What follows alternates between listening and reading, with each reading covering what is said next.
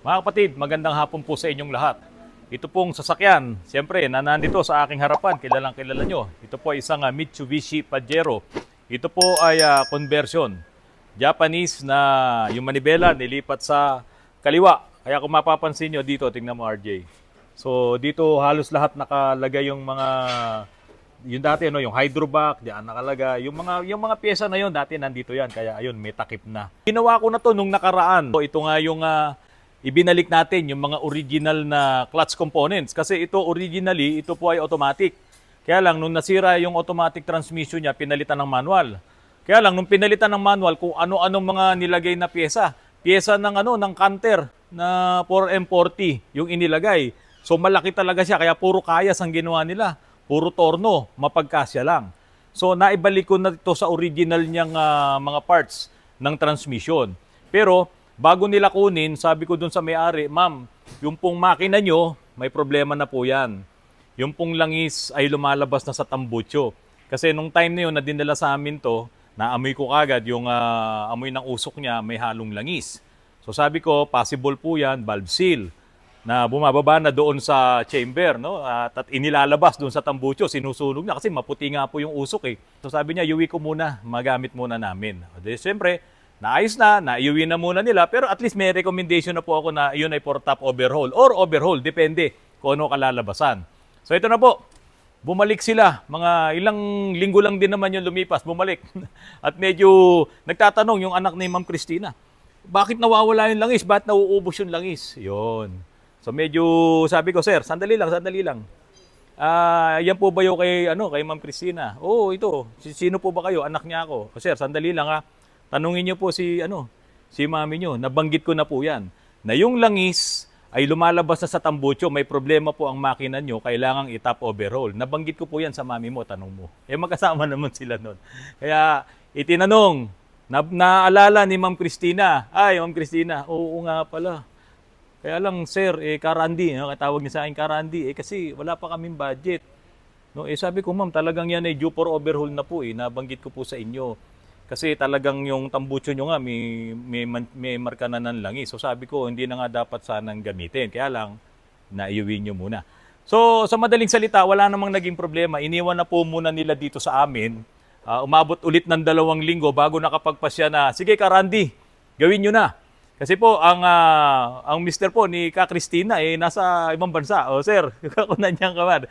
Ito po, papakita ko po sa'yo yung resulta nung inangat ko na yung cylinder head. Kaya ko po yung ginawa itong vlog na to ay para po sa inyo sir dahil kayo naman po ay nasa ibang bansa at least makikita nyo po kung ano ang nangyari sa makina nyo. Bakit siya nagtatapon ng langis.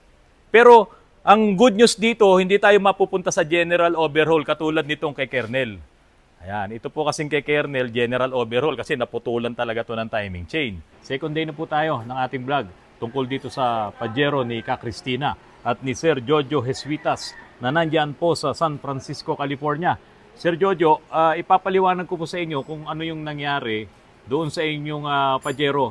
Kung bakit yung kanyang puting usok ay amoy langis at kung bakit din nauubos yung langis nyo doon sa inyong engine. Ito po, papaliwanag ko sa inyo. Ito yung cylinder head ng inyong Pajero na Exceed. Ayun, yun nandun. So dito pa lang sa ibabaw, makikita nyo na talagang punong-puno po ng langis. Oh. Ayan, tumatapon po yung langis dito, hanggang dito. So ito naman, may problema yung valve cover gasket. May problema tayo dyan. Pero yung pinakamalaking daanan ng langis o yung pinakamalaking leak ay dito po sa inyong mga barbula. Paano po nangyayari na nagli-leak yung langis sa inyong barbula at tumatapon doon sa exhaust, doon sa tambucho? Ito po yon. Sir Jojo, ito po yung mga barbula na may problema. Ayan, basang-basaan ng langis to. So 2, 3, 4. Yung tatlong sets ng barbula na yan, intake, exhaust, intake, exhaust, intake, exhaust. Lahat po yan ay may tagas ang langis. Kung paano tumatagas yon, ipapakita ko sa inyo kanina. Isa lang ang pumasa. Ito, tignan nyo po, tiyo. So ito yung exhaust. Ito lang po yung nagsipasa. Saka itong kabila na intake. Pero kung mapapansin nyo, manipis na po yung barbula. At yan. Yan, tignan nyo. Oh. Malalim na po. Oh.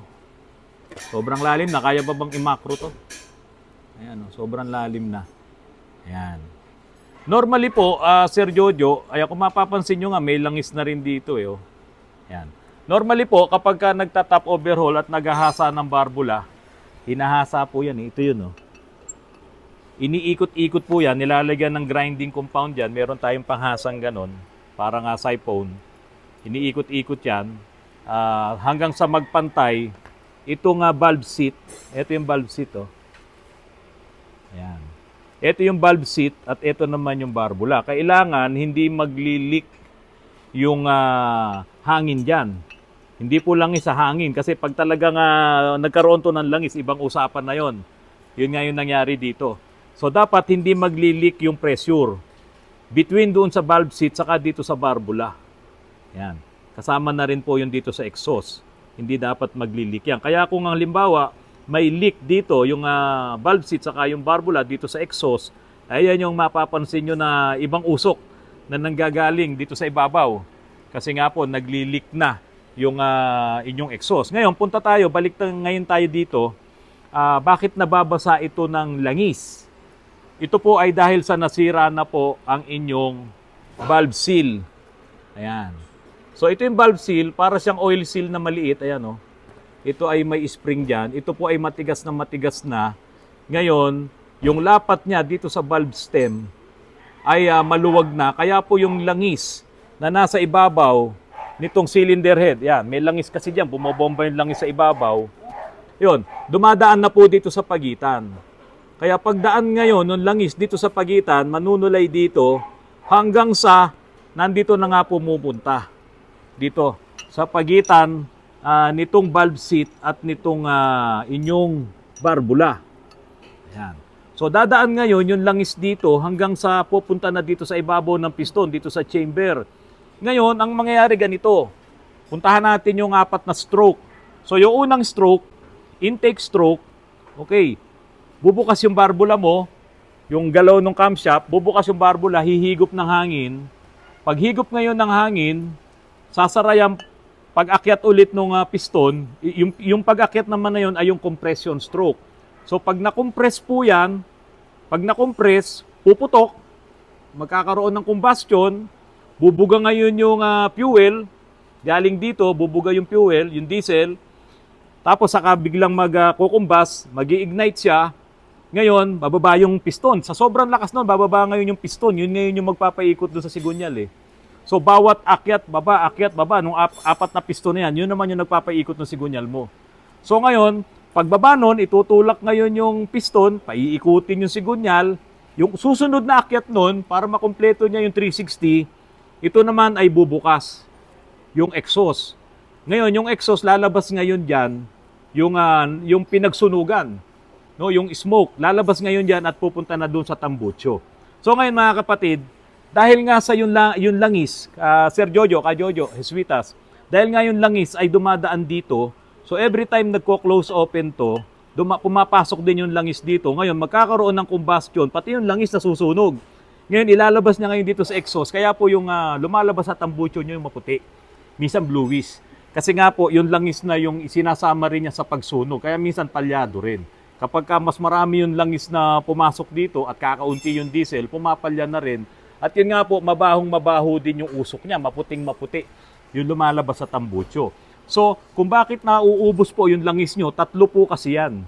Kung isa lang yan, baka hindi mo masyadong mapansin na nagbabawas yung langis mo kung isang valve seal lang ang may problema. Kaso ito po ay halos lahat ng valve seal nito, yung 6 na valve seals niyan ay nagkaroon ng problema.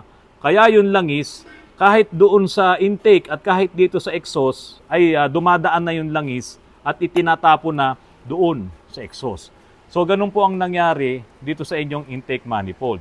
So, doon sa intake stroke, hihigop ng hangin, may kasamang langis, sasara, pag-akyat ngayon ng piston doon sa compression stroke, magpa-fire, yun na nga yung combustion stroke. Tapos, bababa ulit ang piston, yung susunod na akyat nun, bubukas naman tong exhaust, ilalabas niya yung mga pinagsunugan, yung smoke na yon. Tapos sasara na ulit at bubukas na naman to. Kaya po ganun lang naman yan eh. Palitan lang po yan. Kaso ito, ang naging problema nito, pati po yung valve guide nito may alog na. Ayan, kaya ito, magpapalit din ng valve guide. So magpapalit din po tayo ng valve seal. Magpapalit din po tayo ng barbula. Kaya lang, ang problema dito, itong mga cylinder head ng 4M40, hindi po lahat ng tornuhan ay tinatanggap to. Kasi nga po, itong may material dito, itong mga ito, tinatanggihan yan, inaayawan yan ng talim ng torno. Yan, may mga bakal dyan. So pag ito dinala sa machine shop, tinatanggihan nila. Kaya kung ito ay bengkong at tinanggihan ng machine shop, bibili na po tayo ng bagong cylinder head. Yan. Pagbili mo naman ng bagong cylinder head, meron na yung valve seal, meron na yung barbula, meron na yung valve guide, lahat yung bago. Isasalpak mo na lang yun. Yun naman ang kagandahan doon. Kaya kung ito hindi makakapasa kay Transman, yung ating machine shop, at sinabi niya, sir, wala na to, bilhin na tayo ng bago, papalitan na po natin. Ayoko naman na mag-rely sa Japan Surplus kasi baka mamaya bengkong din. Baka na-overheat din. So ang mabibili mo, defective din. Kaya po mga kapatid, kadalasan po yung mga Pajero na nabibili nyo or kung ano man yung sinasalpakan nung makina na 4M40, ang lagi nilang problema dyan, overheat. Kasi nga, hindi talaga siya na totorno, hindi siya nare-replace kasi nga may mga materials dito na hindi kaya ng talim ng torno. Sabi nung mga may-ari ng machine shop, mas mahal pa yung talim namin doon kung sisingilin namin itong presyo ng replace. Kaya tinatanggihan nila. Meron namang nabibili ng mga bagong cylinder head. Ngayon mga kapatid, ito po, payo lang. Kung halimbawa po yung bibili nyo sasakyan, 20 years old na, at tulad nga nito, yung kay Ka Cristina, saka yung kay Sir Jojo Jesuitas na nasa San Francisco, California. Ito po ay converted na galing ng Subic. So medyo sabihin natin, gamit na yan sa Japan, dinala dito sa Pilipinas, okay, nabili nila. So yung mga 20 years old na sasakyan, halos talagang ganito ang magiging resulta. No? Ang magiging laman loob ng inyong makina kung 20 years old na yan at na-neglect pa yung mga proper na maintenance.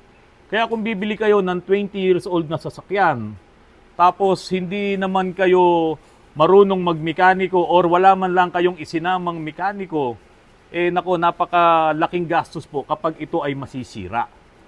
Halimbawa, worth itong Pajero na to ay 300,000. Nabili nyo. Tapos gagastos kayo ngayon dito ng sabihin mo ng 50,000 dahil bibili ka ng cylinder head. Sama na natin yung ibang problema doon. Ay ba mga kapatid, ibawas mo yan doon sa presyo nung bibili yung sasakyan. Tulad na lang dyan, RJ, kaya mo bang pumihit? Kaya mong pumihit, pakita mo yung kay kernel, ayan, binubuo na. O ayan. Yan ay field master din po yan. Ito po, general overhaul. Malaki-laki na rin po ang nagagastos ng may-ari niyan. Pakita mo doon, RJ, habang binubuo nila, pakita mo. So ayan, si Ka Richard, ayan, PD3 natin. Tapos si Jong, ano pangalan nun nasa taas? Ha? Si Kim. O yan, kapatid ni Glenn, binubuo na nila yung field master. Okay, balikan na dito, Jay. So mga kapatid, kung bibili ka ng mga sasakyan na 20 years old na, siguraduhin mo na super kinis talaga. Pati doon sa makina. Pag may nakita kang mga naglalawang langis na doon at may mga kinakalawang na mga ganyan, no, mga hose fittings sa tubig. Pati yung makikita mo naman yung mga gilid ng makina, medyo messy na talaga. Kapatid, medyo back out ka na muna. Kasi malaking gastos. Kung general overhaul nitong mga ganitong Pajero, pinakamura mo dito 100,000 general overhaul. Ngayon, ito, top overhaul. Ipinasa ko na muna. Ipinasa ko yung mga piston nito dahil konting-konti lang naman yung kanyang galaw. At wala naman siyang blow-by nung aming simulan na ito'y kalasin. So sabi ko, top overhaul lang tayo. So itong si Ka Cristina at si Sir Jojo, sana po Sir Jojo makuha natin sa top overhaul. Kasi hindi ko naman talaga bubuksan yung loob ng makina. So doon muna tayo. Kaya lang, kung talagang lalaki yung gastos nyo, sa tingin ko yung mga pyesa na nandoon sa paligid, ipapakita ko sa inyo, hindi na masyadong okay yung mga hose, halos lahat nung nandoon, marami tayong papalitan. Pati yung mga oil seal. Bubuksan ko pa rin yung inyong timing cover para makita natin kung ano pa yung mga dapat ayusin doon. So mga kapatid, bibili ka ng sasakyan na second hand, na 20 years old or below, magsama talaga kayo ng mekaniko. Kailangan talaga masusi yung titignan, unang-una yung makina niyan. Meron nga pong nag-comment dito sa sa vlog ko nung isang araw. Ito naman ay tama naman yung komento niya. na sabi nga po niya, nagawa na rin daw po niya na nag-break-in siya na after 1,000 kilometer, nag-change oil daw po siya after 1,000 kilometers. Brand new ha. Meron din daw po siyang ginawa na hindi naman po siya nagpalit ng langis. After 1,000 kilometers, brand new rin yung kanyang sasakyan.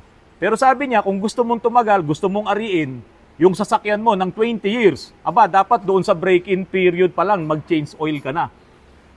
O, kung hindi ka naman daw mag-change oil, pagdating daw ng 10 years, eh hindi naman daw matindi yung mga debris, yung mga pinaggasgasan doon sa loob ng makina mo, eh hindi naman daw siguro parang mapapansin ng bibili kung sakaling ibenta mo na. Pero yun lang yung hindi ko nagustuhan doon.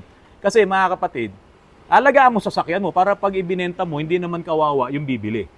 Ngayon, kung hindi mo yan maalagaan at ibinenta mo, kawawa talaga yung bibili, sana wag mo namang taasan yung presyo. Dapat yung parehas lang. Kung bibili kayo ng sasakyan, doon nyo bilhin sa mismong may-ari.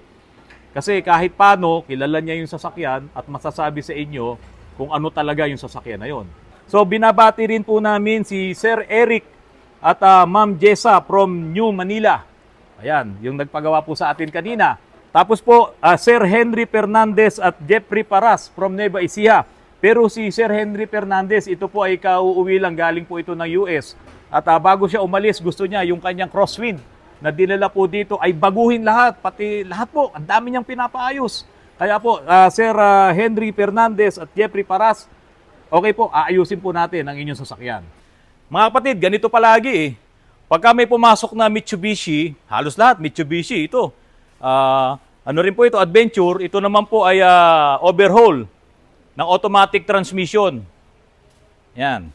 2.0 gasoline, 4G63, yung overhaul po natin ang automatic transmission nito.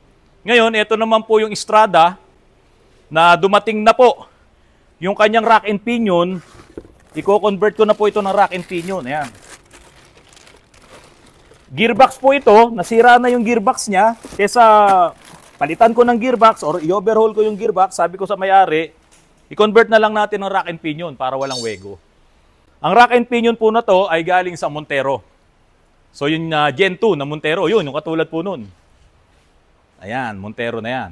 So sabi ko pag napasukan tayo ng Mitsubishi, eto na naman, may Mitsubishi pa rin dito. Tapos Montero. Pero merong isang spoil dito, ayun, yung Toyota Land Cruiser. Ito pong Land Cruiser na to, mga kapatid, dinala ito sa amin, talagang hirap na hirap lumiko. Kasi ito po yung mga Japanese din to, mga conversion, galing din ng Subic. Mahina ang U-turn nito. Kadalasan ng mga kinu-convert, mahina yung liko. So ito, naayos na rin namin. At pati po yung kanyang mga injectors, na-calibrate na rin po namin. Wala na po itong usok. At malakas pa rin humila. At yung pong inyong tambucho, putol po pala. Kaya po pala maingay. So kanina, inayos na rin po nila. Mga kapatid, dito ko tatapusin yung vlog ko ngayon. Kasi kukunin na itong crosswind na inangat namin. Ginawa naming double wishbone ni Kuya Cesar Gramata. Bukas, babawiin niya na sa amin. Ito na po siya. Yan. Ano ba yung nasa ilalim? Ano yung pungil ka? Bakit pungil ka? So yan. Kumpleto na po ito. Nilagyan na rin namin ng side mirror malaki, towing mirror. Ayan na po yung kanyang bushwhacker, pati yung kanyang snorkel. Marumi lang. Lilinisin ba to? Okay, lilinisin natin yung bumper. Ayan. Ganito, pati stepboard. Itong mga gulong niya, dati na to, no? Bago rin ba to? Pati mags, bago. Ayan, lahat. Ito, tignan nyo po dito sa likod. Hindi na to pinalitan ng steel bumper sa likod. Yung pa ring stock. Pero nilagyan po namin siya ng lagayan ng spare tire. Ito po kasi ay XT lang. So wala siya talaga yung lagayan ng spare tire dito. Hindi katulad nung ganito mga sportivo. Ayan, may mga lagayan po ito ng spare tire. So ito, kasama sa ginawa namin, itong lagayan ng spare tire. Ayan. Ayan mga kapatid. Nakajaos na rin siya. Nakapi lang yan. Okay, ito ngayon yung mga ginawa naming bushwhacker. Side mirror. Ayan, oh. Maganda po pagkakapit niyan. Oh. Ayan. So yun, Kuya Cesar Gramata, maiuwi mo na. Bukas, i-detail pa raw ni Russell. Pero sira na yung iyong windshield wiper, oh. Palitan na rin natin, Kuya Cesar. So yan, mga kapatid, dito muna ako magtatapos sa vlog ko ngayon. Sana po, lagi po kami nakakatulong sa mga ginagawa po naming vlogs. Magandang hapon at magandang araw po sa inyong lahat.